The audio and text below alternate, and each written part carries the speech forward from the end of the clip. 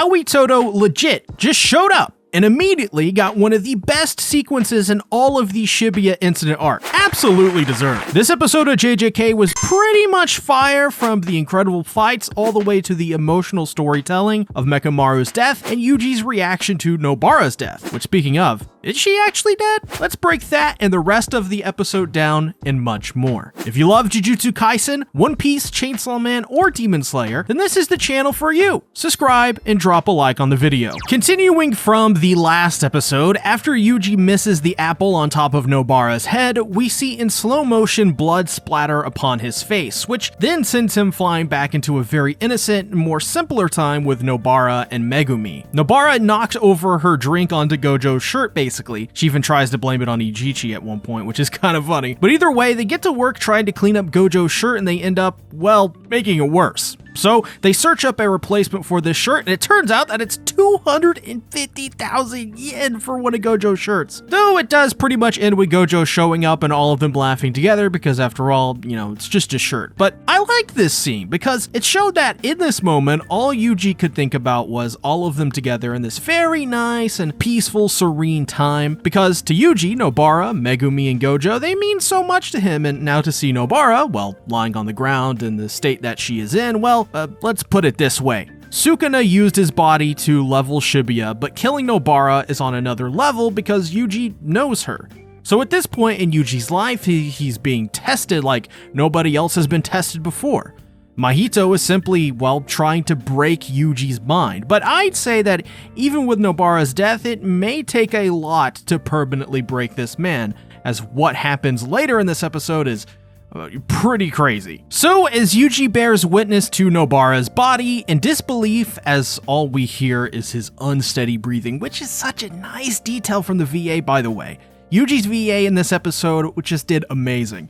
The animators also did an amazing job animating Yuji's panicked face. It almost looks real to life. And I don't know if they did this for this scene because, I have like negative IQ points at this point, so I don't know, but it almost looks traced over like an actor delivering the scene. I don't know much about the technical side of animation or really anything in general, so if anyone knows, let me know. So Mahito attacks Yuji with Black Flash, and Yuji, still in shock over Nobara, gets mollywopped, good word by the way, by Mahito repeatedly over and over. Still, Mahito proclaims that Yuji is Mahito because Mahito kills people without thinking, and Yuji saves people without thinking. This is actually something interesting to talk about because in my 102 Facts About Jujutsu Kaisen video, we talked at length about how Akutami, the creator of Jujutsu Kaisen, made Mahito to be 100% evil with zero reasoning behind it. Basically, he created Mahito to be the opposite of Thanos, which are actually his words.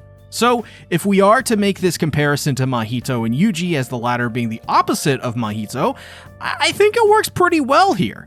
Mahito literally kills people for fun, and there is no reasoning to what he does. He just does it without even thinking about it beyond the thought itself.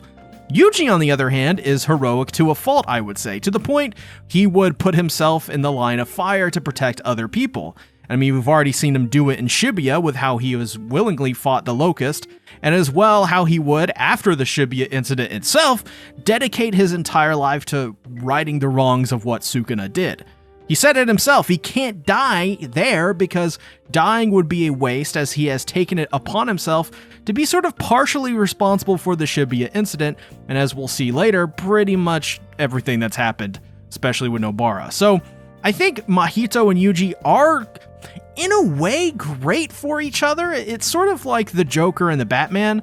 Mahito sort of is like the foil for Yuji and vice versa. But here's the thing. Mahito is straight up absolutely mad and pretty much off his rocker because as Yuji is out of it, he asks Yuji how many curses he's killed, as if equating human life to curse lives themselves. And as well that once he kills Yuji, he will forget about him like how all the other humans he's killed, and just like how all the curses that he's killed and forgotten. But the real main event of Shibuya is here, my friends. Owie Toto as Mahito swings for Yuji's head and Tojo saves his brother. Oh my god, what an incredible moment to bring up the mood of this arc finally. After the opening, which by the way is slowly becoming prime meme material, we have a short flashback where Toto and Arata analyze the remnants of Gojo's entrapment, which is surrounded by a bunch of people who are just standing completely still. So if you forgot, because I know I did, this is because of Gojo's technique overloading the humans with information. They should return back to normal in a couple months. At least that's what it said in the episode, I believe. So Toto comes up with the idea to fight the enemies to weaken them and save their companions. This is an important distinction because it marks a tonal shift in the battle. It's not about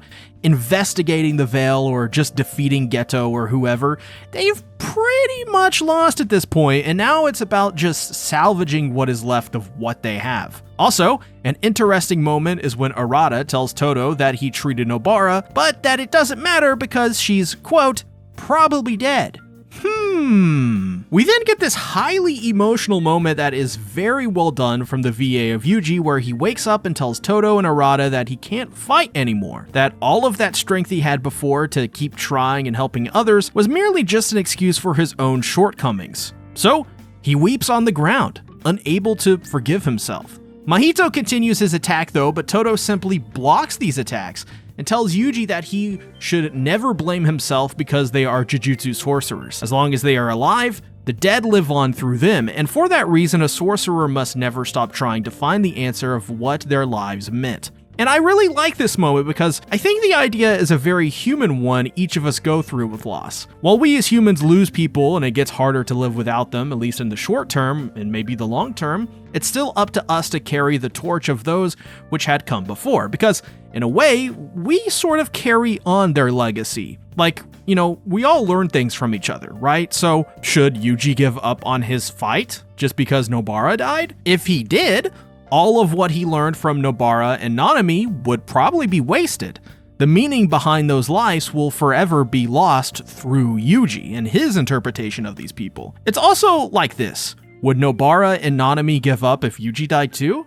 I don't think they would. In fact, Nanami's final moments, he literally couldn't allow himself to die because he needed to find out the status of his group. It's like as Toto says, there is this unspoken rule for sorcerers where no matter what, they fight and usually never give up, even in the worst of situations. Poor Yuji though, I mean, this guy is just so precious. Arata tries to cheer him up and even tells him that Nobara has, stopped breathing and has no pulse, but there is a chance to fight and save her. It's not a 0% chance. Seriously though, I know some people said in the last video that the way Akutami writes stuff is that if a character dies, then there is no coming back from death, but is that the case here? Nobara's death feels both final, but not.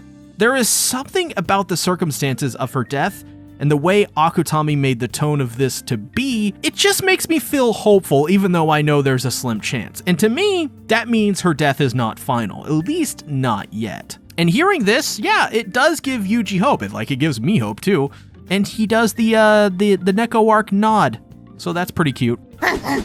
We get Aoi Toto versus Mahito, and once again, as is the theme of recent fights, they look great. But like this moment right here, some of it's clearly unfinished to a degree. Besides that, it's still great, and when Yuji joins the fight, things just kick into an emotional high gear as Yuji and Toto square off against Mahito. Then we get this interesting moment where we see Mekamaru talking to Miwa, who is on a train, telling her there is no point to rush into Shibuya now. He tells Miwa he wanted Toto and Nita because he knew that Toto and Nita would have a basically 99% chance of survival. But this doesn't satisfy Miwa, who wants to know, why not her? And well, we all know why. You see, this blue popsicle here is by far the least useful character in JJK. Okay, just kidding. It's because he freaking loves her, but this moment was actually great because it takes the whole Miwa is useless thing and explores it from a different perspective, and it's here you realize she actually legit feels inadequate to everyone else. Akutami has always said he created Miwa just because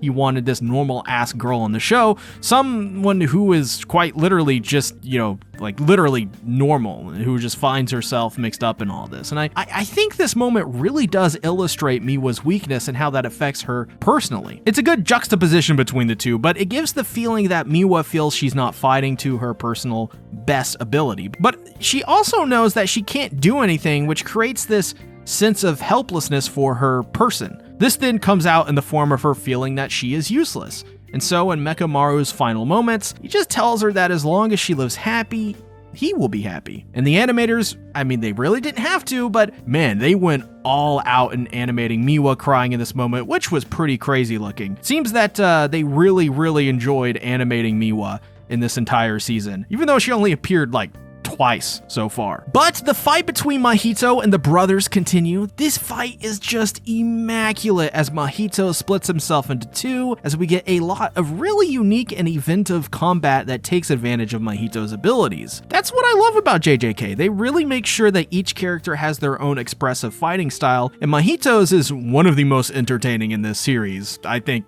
quite easily. This is exemplified perfectly as Mahito creates a train out of transfigured flesh. It even sounds like a train too, which I thought was sort of cute for the staff to do here. But we also do get to see how fluid Mahito's transfiguring is, as he barely touches a human and it morphs into a weapon in a split second. However, oh my god, in a really great sequence, Aoi Todo uses Black Flash, and the narrator says that they reached 100% of their potential. This scene here was just so awesome, easily one of the best sequences in this entire season. So at the end of the episode, Mahito basically begins to destroy the entire train station as he calls out for Yuji to try even harder now, as we are finally kicking into final gear for this fight. And all I gotta say is, kick his ass, Yuji. Okay, this episode was just absolutely phenomenal. I feel like the emotional storytelling of this episode was one of the better ones of this season so far. We've had now, like, what, 3 times in a row a character dying, by the way? We had Nanami, Nobara, and now Mechamaru, and I feel like this is all to show that the Shibuya incident is the turning point of JJK, where you realize, really, that literally nobody is safe. That Akutami isn't playing around when it comes to characters' deaths. Sure, he may rush the deaths of characters like Nobara at times, but while there are legit complaints about that, one thing he seems to be quite serious about is deaths, and making sure the audience knows that the deaths will be sudden, they will be swift, and most importantly, they will be permanent. I also loved the highlight of Miwa in this episode. It really feels like her arc came full circle in this series with this moment. All she needed was to realize that it's not about being useful to others, but living life where she herself is satiated and happy. Miwa's character is quite interesting in the fact that she comes off as useless, but there is a deep need within her to please others. And now, hopefully thanks to Mechamaru, she knows that she doesn't really need to do that anymore. As well, Aoi Todo showing up has to be one of the best moments of this season, right? I mean, easily, I think it's in my top 10, dare I say top 5, just because everybody knows what it means for Todo to show up to defend Yuji and how important that is to Todo.